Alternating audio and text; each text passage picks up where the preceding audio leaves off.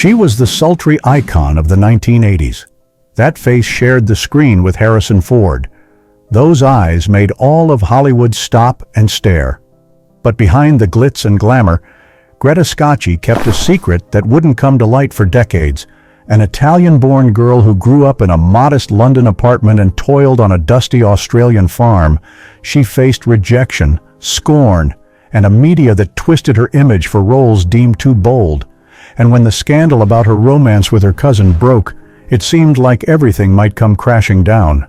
But Greta didn't fade away. She stood her ground quietly, raised her child alone, kept acting, and pushed back against the stereotypes Hollywood pinned on aging women. So, what kept a star like Greta Scacchi steady through the storm without needing to explain herself or chase the spotlight, and why? Even today. Does she remain an icon no one can replace? A little 4-year-old girl, growing up in a modest Milan apartment, where tales of art were the spark in tough times.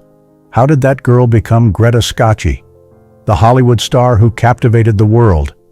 Greta Scacchi was born on February 18, 1960, in Milan, Italy, to a family of artists scraping by financially. Her father, Luca Scacchi Gracco, was a painter, and her mother, Pamela Carsaniga, was an English dancer. When Greta was 4, her parents divorced. Her mother took Greta and her 2 siblings to London, settling into a humble apartment where every penny was pinched. Could a little girl in those circumstances dare to dream of the stage? In London, Greta watched her mother work tirelessly teaching dance, selling antiques at markets to keep the family afloat. Despite the hardships, Pamela filled their home with stories of dance and art. Those stories were like a breeze, planting a passion for acting in Greta's heart. But how could a young girl like her turn that dream into reality? Greta's childhood was a string of moves from Milan to London, then to Sussex, England. Each place brought new challenges, new schools, unfamiliar friends, and a sense of not quite belonging. Those experiences shaped her empathy and sharp observation, laying the groundwork for her later talent. One day, at 13, Greta found an old book about acting in the school library. She devoured it, picturing herself on a grand stage. Could those pages alone carry her to Hollywood? She started practicing lines in front of a mirror, secretly rehearsing scenes. That curiosity lit a fire in her, turning struggles into drive. From that small London apartment, where she and her mother and siblings shared simple meals, Greta carried the seed of art, not something lavish, but part of her soul. The lessons of resilience from her mother built the foundation for her journey to chase her dreams. What makes an 18-year-old girl leave England, set aside her dreams of the stage, and work as an interpreter on a remote Australian farm? Greta Scacchi, carrying the spark of artistry from her childhood, faced an unexpected fork in the road after her mother remarried.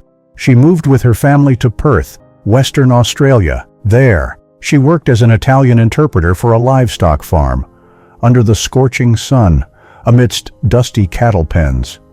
Greta took notes and translated for farmers. The manual labor and harsh environment seemed to push her acting dreams further out of reach.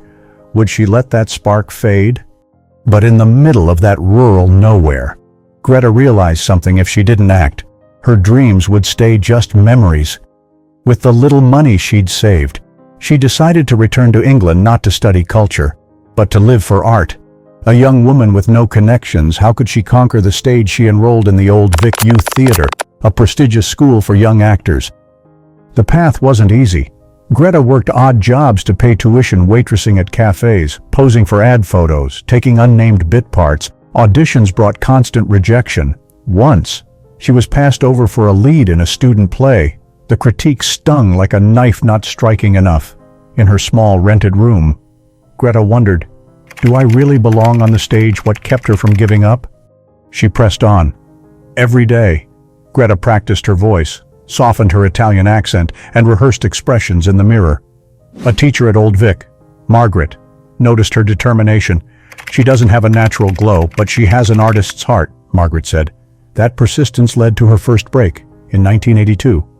Greta landed a small role in **, Second Sight **, just a few lines. But when her name appeared on screen, Her heart raced. Her dream was starting to come true. Could a small role open the door to Hollywood?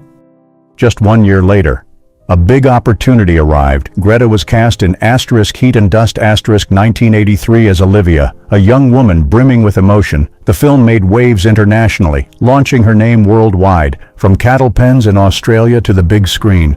Greta had achieved the unthinkable. But her journey wasn't just luck. The days toiling under the blistering sun, the nights practicing in her rented room, and the sting of rejection had forged her. From a girl on a remote farm, Greta Scacchi began to catch Hollywood's eye, and the spotlight of the stage, once just a childhood dream, was now within her grasp. How does a girl who once worked on an Australian farm end up sharing the stage with Hollywood legends? After Heat and Dust in 1983, Greta Scacchi became a sought-after star. Her emotional portrayal of Olivia captured global audiences, opening the doors to Hollywood. In 1987, she shone in White Mischief, embodying the alluring yet complex Diana Broughton. The film earned her a Golden Globe nomination, proving her talent went far beyond her looks. Could she reach even greater heights? Greta kept pushing forward. In 1990, she starred alongside Harrison Ford in Presumed Innocent, leaving a lasting impression as Carolyn Polimas. Then came The Player in 1992, directed by Robert Altman, where she brought depth to the role of June. Each role marked a step forward, from small stages to the big screen. In 1996, her portrayal of Alexandra in Rasputin Dark Servant of Destiny won her an Emmy, a career pinnacle, what made Greta stand out among a sea of stars. Success brought considerable wealth. By 2023, Greta's net worth was estimated at around $4 million, built from blockbuster roles and early career ad contracts. Her earnings from Presumed Innocent, which grossed $220 million. And films like White Mischief contributed significantly. Yet Greta didn't chase extravagance. She chose an elegant lifestyle, with a home in Sussex, England, reflecting her artist's heart. From a modest Milan apartment, Greta rose to stardom. The tough days working on an Australian farm, facing rejection, honed the authenticity in her acting. Older audiences, who loved 1980s and 90s films, remember Greta as a symbol of grace and resilience. To her fans, Greta Scacchi is the elegant face of the 1980s and 90s. But when the cameras stopped rolling and the stage lights dimmed, she didn't choose to live in lavish Beverly Hills mansions or Manhattan penthouses. Instead, she returned to where she felt at home, England's countryside, where she could garden, read, and live slowly as a true artist. Her home in Hurstpierpoint, Sussex, isn't grand but brims with character. A 19th-century stone house with a moss-covered tile roof and small glass windows overlooking misty fields. In the damp chill of southern England, the house stays warm not just from the wood-burning fireplace in the living room, but from the way Greta cherishes every keepsake inside. Step inside, and you won't find luxurious furniture or cutting-edge tech. Instead, there are dark wooden bookshelves, stacks of old scripts tied with cloth, and an antique typewriter she once used for handwritten letters. On the table sits a vase of flowers picked from her back garden: heritage roses, lavender, sometimes a few wild heather sprigs. Behind the house lies an open garden where she walks barefoot on the grass each morning, brewing a pot of tea and occasionally rereading lines that once won her audience's hearts. For Greta, this isn't just a retreat, it's a space to reconnect with herself, to hold on to her artist's soul in an increasingly noisy world. And perhaps it's this quiet, this rejection of a flashy lifestyle, that sets Greta Scacchi apart, a star who knows when to shine and when to step back to preserve herself. When an Emmy-winning actress lives amidst stage lights and red carpet premieres, people often picture limos waiting outside hotels or a fleet of luxury cars escorting her from studio to set. But for Greta Scacchi, every car she drives is more than transportation. It's a piece of memory, a part of her quiet, authentic life. At the height of her career, Greta held on to a classic gray-green Volvo 241 of the safest, most reliable cars of the 1980s. It wasn't flashy, but it was her companion through London's rainy days, carrying scripts, costumes, and sometimes her doubts about upcoming roles. Today, its market value is less than $10,000. But to Greta, It's an irreplaceable part of her journey. Later, as her life settled in Sussex's countryside, she chose a silver Mini Cooper, compact and nimble for winding village roads. The car mirrors her refined, just enough, and unassuming.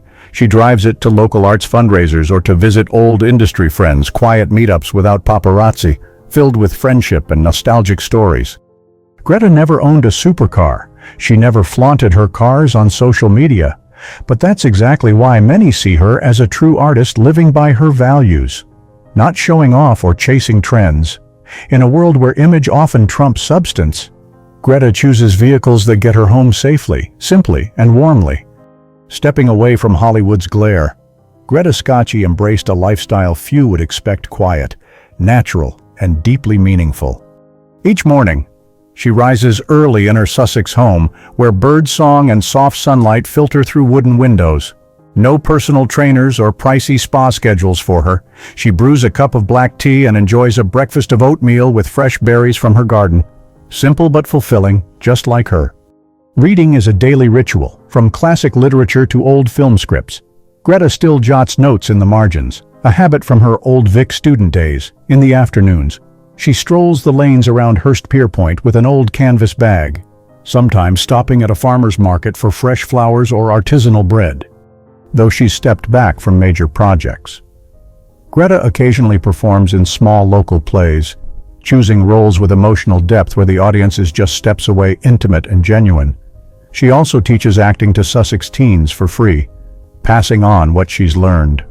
She doesn't have a public Instagram or post daily updates, but those who meet Greta in person find her calm, refined, and deeply humane. Her lifestyle isn't about proving anything, it's about living true to herself. Greta Scacchi never followed Hollywood's rules. In love, she also chose her own path, complex but heartfelt.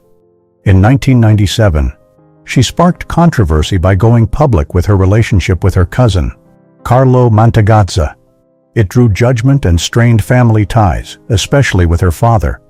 But Greta didn't defend herself publicly. She quietly stood by what she believed: a love that was real. In 1998, she welcomed her son, Matteo Mantegazza. She didn't seek a lavish wedding or round-the-clock nannies like many stars. Greta raised Matteo herself, from his first steps to school parent-teacher meetings.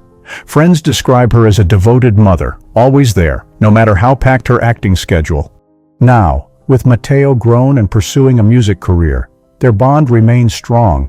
They cook together, listen to classical music, or simply walk the Sussex garden. Greta once said, "I don't need much to feel complete, just my son, healthy and happy."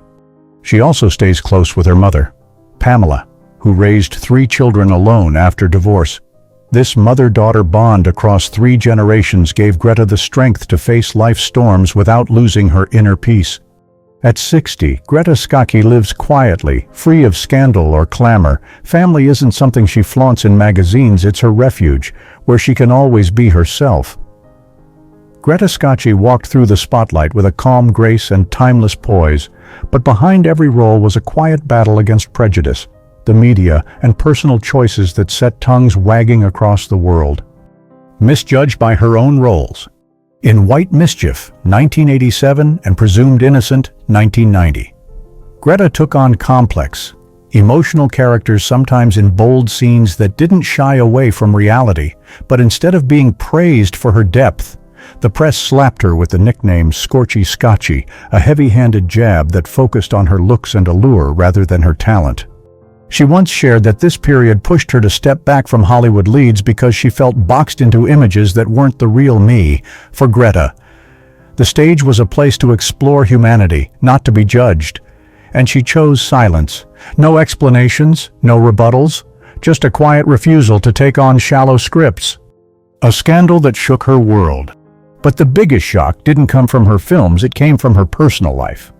In 1997, Greta confirmed she had a son with Carlo Mantegazza, her cousin by blood, though legal in Europe and a mutual choice. The public wasn't so forgiving. The media pounced, headlines screamed about incest, and the story dominated the tabloids. Greta's father, a traditional man, fiercely disapproved, and their relationship grew distant for years. Yet again, Greta didn't take to the airwaves to defend herself. She chose to raise her son, Matteo, in peace, far from the spotlight. In a rare interview, she said softly, "Sometimes, living true to your heart comes at a cost, but I have no regrets." A voice for the misjudged. Greta never openly criticized the film industry, but over the years, she quietly spoke up for older actresses, those sidelined by Hollywood when they no longer fit its beauty standards. In a 2023 interview with The Guardian, she said, "I won't stay silent just because I'm no longer young. I still have stories to tell, and art doesn't have an age." She faced criticism and buried prejudices, but instead of breaking, Greta forged her own path. When she returned in Darby and Joan after 2022, audiences saw a seasoned actress, no fanfare needed, just a depth that resonated. She didn't need to clear her name. Over time, Greta's choices spoke for themselves. Some stars shine bright because of the spotlight, but Greta Scacchi, she touches hearts with her quiet strength through profound roles, an unembellished life, and by standing tall through storms that might have broken others. From a little girl in a cramped Milan apartment to a star who stood shoulder to shoulder with Harrison Ford and Robert Altman, her journey was anything but smooth, and that's exactly why it feels so real. Every step Greta took was deliberate. She wasn't chasing fame, she was searching for meaning. She turned down scripts lacking depth. She didn't run after commercial blockbusters, nor did she use her personal life to polish her name. That's not how she wanted to be remembered. People talk about Greta Scacchi not just for her classic beauty or bold roles, but because she dared to live authentically in her career and in her private life, despite walking through scandals, facing misunderstandings, and enduring harsh judgments. She held fast to one principle: never turn her back on the values she believed in. As a mother, she chose to raise her son in peace, far from the clamor of gossip.